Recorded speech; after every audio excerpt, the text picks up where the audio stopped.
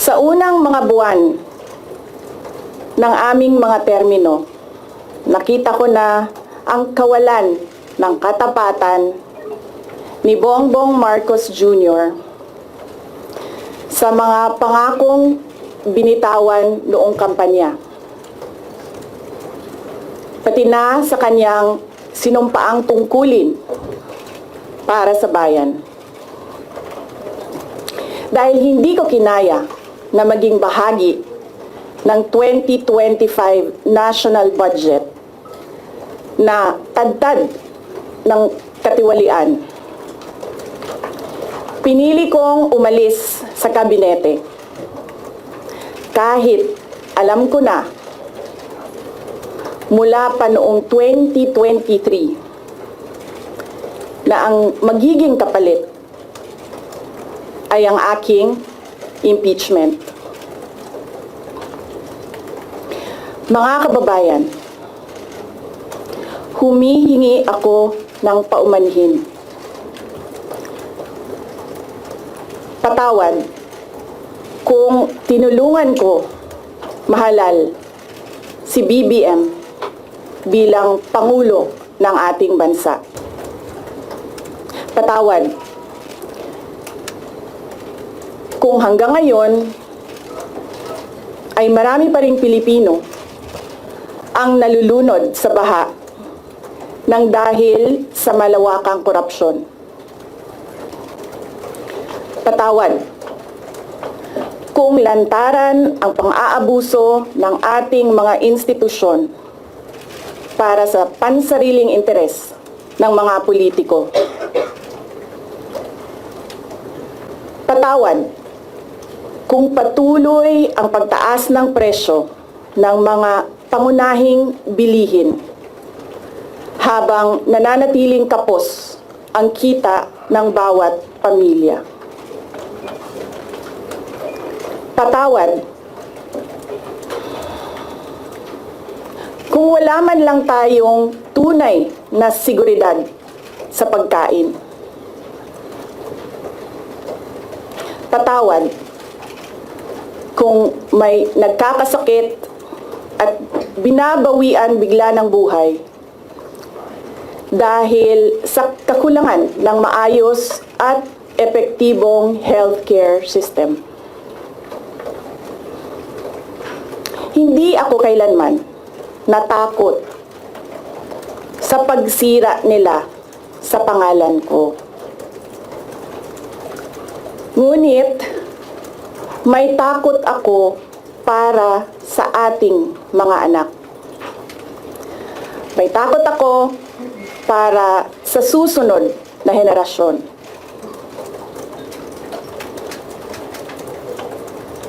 May takot ako para sa mga kababayan nating walang bahay sa ibang bansa. Walang pangalawang pasaporte, walang ibang matatakbuhan kundi ang Pilipinas. Kahit ito'y patuloy na nalulugmok sa kahirapan. I cannot kneel before each and every Filipino to beg for forgiveness. Instead, I offer my life, my strength, and my future in the service of our nation. Mga kababayan, ibalik natin ang tapang at malasakit para sa Diyos, sa bayan, at para sa bawat pamilyang Pilipino. Ako si Sara Duterte, tatakbo bilang Pangulo ng Pilipinas. Shukran.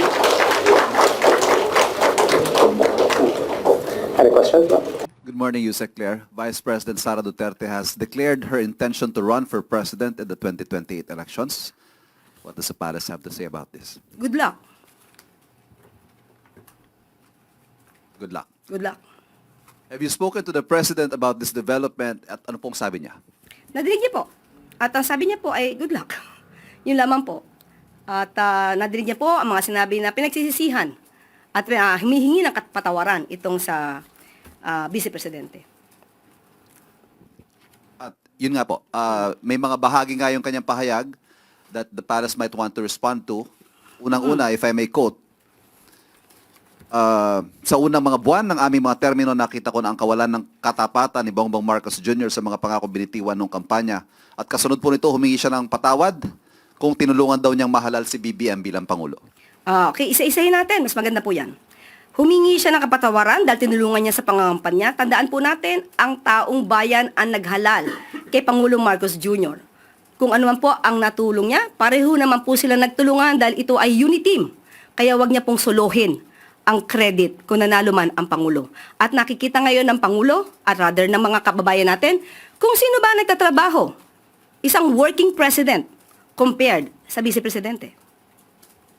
Isa pa ho, again, if I may quote, di ko kinaya maging bahagi ng 2025 budget na tadtad ng katiwalian, pinili kong umalis sa gabinete kahit alam ko na since 2023 ang magiging kapalit ang aking impeachment. Pinag-uusapan po ba ang korupsyon, ang katiwalian? Siguro po dapat mauna muna na ihingi niya ng tawad kung ano man ang mga issue ng korupsyon at katiwalian at di umanong paglulustay ng confidential funds ng kanyang dalawang opisina at the time, OVP at ng DepEd. Kung meron pang napipintong impeachment, ito po ay dahil sa kanyang kagagawan mismo. Kung wala naman siyang ginawa na mga maanumalya at labag sa konstitusyon, hindi naman po siguro siya masasampahan ng mga impeachment complaints. Sunod na tanong mula kay Ivy Reyes, Bilyonaryo. Follow-up lang po, Yusek. Makabayan Block said that the premature presidential bid of the Vice President is a move to shield herself from the impeachment. Does the palace share this sentiment, or what can you say about that? Maaari, kanilang opinion, pero dapat tandaan po natin, balikan po natin, dahil sasabi niya para ma-shield siya sa mga impeachment complaints. Hindi po basta-basta ito dapat mahadlangan ng anumang pagreklamo laban sa kanya. Sinabi niya kanina na hiningi niya ng tawad dahil nalulunod tayo sa baha. Pero tandaan po natin, ilan po bang flood control projects merong itinatag? Di umano ang kanyang ama. 13,917 na flood control projects na mukhang hindi naramdaman. Dahil kung meron 13,917 flood control projects, dapat naramdaman natin at medyo humupa ang pagbaha sa Pilipinas. Huwag niya rin pong kalimutan. Ito, akin pong kinuha ng mga report. 2016, meron pong local lane na bagyo na Nina na nagdulot din ng pagbaha. 2017, Orduha. 2018, Ompong, nagkaroon ng massive landslide sa Benguet. 2019, Tisoy. 2020, Ambo. Lahat po ito ay may pagbaha. Taong 2020, Rolly. Ito po ang strongest landfalling typhoon ng 2020. Nandyan din po ang Ulysses, Odette, at Agaton. So, hindi po pwedeng magmalinis na wala nangyaring pagbabaha sa panahon ng kanyang ama. At nandito pa rin po ang ibang report at aking ipapakita. 2021, nagkaroon po na malawakang pagbaha sa Davao City kahit walang bagyo. Ito po ang isa. At ang sumusunod, ito lamang po ang aking na-print at marami pa po if you will research. Duterte's sluggish typhoon Reich recovery spending. Ayan po ang nangyari. Taong 2021. Hindi niya po makakaila ang mga pangyayaring ito.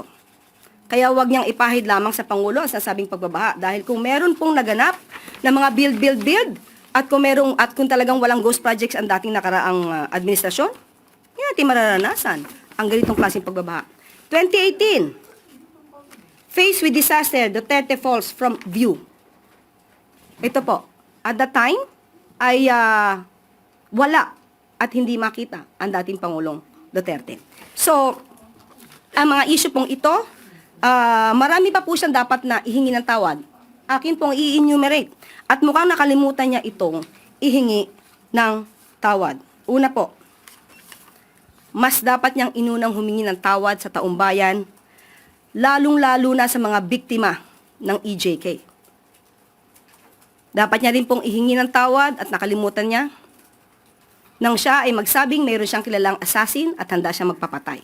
At ang assassin na to ay nag-agree or sumang-ayon sa kanyang plano. Dapat ihingi niya rin ng tawad ang mga fake news na ibinandera niya sa taong bayan. Ipaghingi rin niya po ng tawad ang mga pagbabakasyon, personal trip, at itong taon na 2025 ay gumastos ng 7 million, if I'm not mistaken, 2025, gumastos ng 7 million for the staff and the security for her personal trips. Dapat po rin niyang ihingi ng tawad nang tinanggap niya ang pagiging sekretary ng DepEd kahit inamin niya na wala siyang kaalam-alam sa pagiging sekretary ng DepEd. At pati ang matatag curriculum ay hindi niya na-review dahil inamin niyang wala siyang alam. Malaking kasalanan po yan sa taong bayan. At dapat din po niyang ihingi ng tawad ang puro paninira. Instead na siya ay magtrabaho at tumulong sa gobyerno. Matatandaan niyo siguro nung sinabi niyang siya ay may alam di umano na mapababa ang presyo ng bigas. Pero hindi niya gagawin dahil wala siyang balak tulungan ang Pangulo. Iyan po ay isang kasalanan sa bayan na dapat niyang ihingi ng tawad.